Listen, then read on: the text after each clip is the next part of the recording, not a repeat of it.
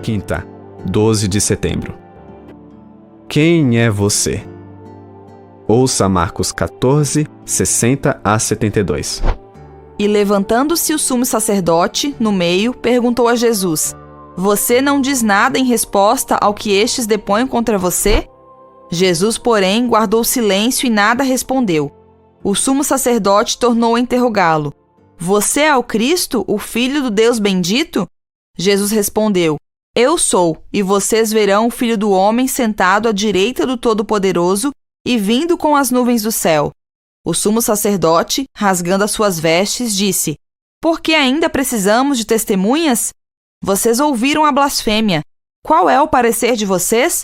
E todos o julgaram réu de morte. Alguns começaram a cuspir nele, a cobrir-lhe o rosto, a bater nele e a dizer-lhe: Profetize! E os guardas davam-lhe bofetadas. Estando Pedro embaixo no pátio, veio uma das empregadas do sumo sacerdote, e vendo Pedro, que se aquecia, fixou os olhos nele e disse: Você também estava com Jesus, o Nazareno. Mas ele negou, dizendo: Não o conheço, nem compreendo o que você está falando. E saiu para o pórtico, e o galo cantou. E a empregada, vendo, tornou a dizer aos que estavam ali: Este é um deles. Mas ele negou outra vez. E pouco depois, os que estavam ali disseram outra vez a Pedro: Com certeza você é um deles, porque também é galileu. Ele, porém, começou a praguejar e a jurar: Não conheço este homem de quem vocês estão falando. E no mesmo instante, o galo cantou pela segunda vez. Então Pedro se lembrou da palavra que Jesus lhe tinha dito: Antes que o galo cante 2 vezes, você me negará 3 vezes. E caindo em si, começou a chorar. Pergunta 5. Como Jesus reagiu a esses acontecimentos? E como Pedro reagiu? Que lições podemos aprender com as diferenças? Marcos 14, 53 a 59 descreve Jesus sendo levado ao sinédrio e a primeira parte do julgamento. Foi um exercício de frustração. Repetidas vezes, os líderes tentaram fazer com que sua acusação contra Jesus fosse validada. O escritor do Evangelho observa que o testemunho era falso e que os relatos das testemunhas não concordavam entre si. O sumo sacerdote se dirigiu a Jesus. A princípio, ele não respondeu, mas então o sumo sacerdote o colocou sob juramento e perguntou se ele era o Messias. Jesus admitiu que era o Messias e citou Daniel 7, 13 e 14, que se refere ao Filho do Homem sentado à direita de Deus e vindo com as nuvens do céu.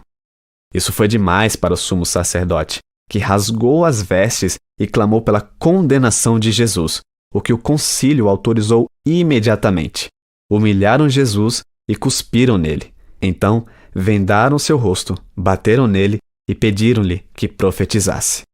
Enquanto Jesus, dentro da casa do sumo sacerdote, era julgado e dava um testemunho fiel, Pedro, no pátio, mentia.